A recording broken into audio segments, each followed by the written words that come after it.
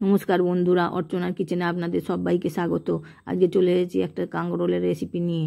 রেসিপিটা করার জন্য আমি উনানে কড়াই চাপিয়ে দিয়েছি, আর তাতে কাঁকরোলগুলো গোল গোল করে কেটে নিয়েছিলাম। তাতে নুন হলুদ মাখিয়ে একটু ভেজে নেব।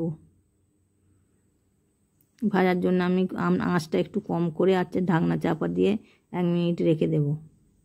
1 মিনিট পর একটু নেড়ে চেড়ে নেব ঢাকনা চাপা খুলে।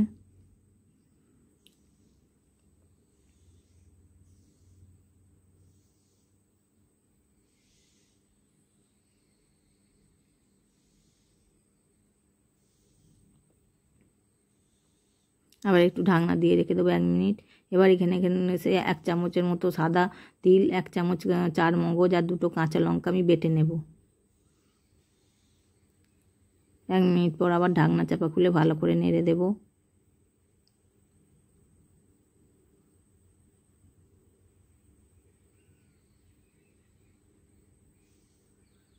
কাঁকরোলগুলো আমার সেদ্ধ হয়ে গেছে। এবার মধ্যিখানটা ফাঁকা করে আমি একটু কালো জিরে দিয়ে দেব ফোড়ন।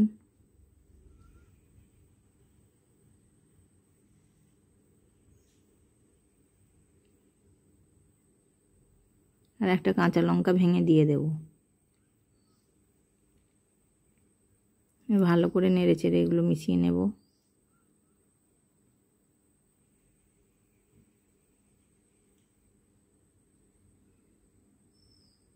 এবার আমি যে বান্নাটা বেটে রেখেছিলাম, সাদা তিল, 4 মগজ আর লঙ্কা, এটা আমি দিয়ে দিলাম। আর ভালো করে মশলাটা নেড়ে চেড়ে নেব কাঁকরোলের সঙ্গে।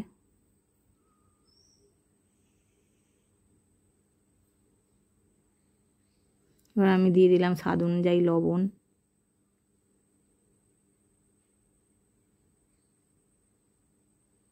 দিয়ে দিলাম একটু হলুদ গুঁড়ো।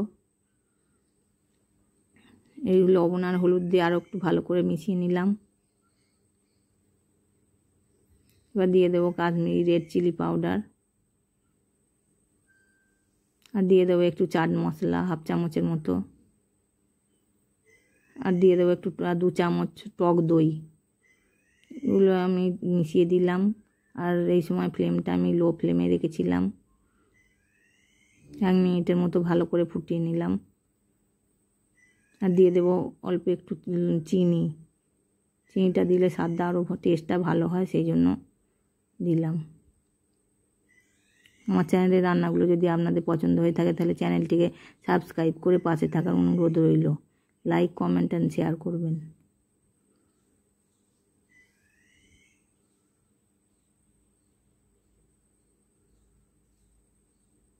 আমার কাঁকরোলের রান্না রেডি হয়ে গেছে, বাটিতে নামিয়ে নিয়েছি।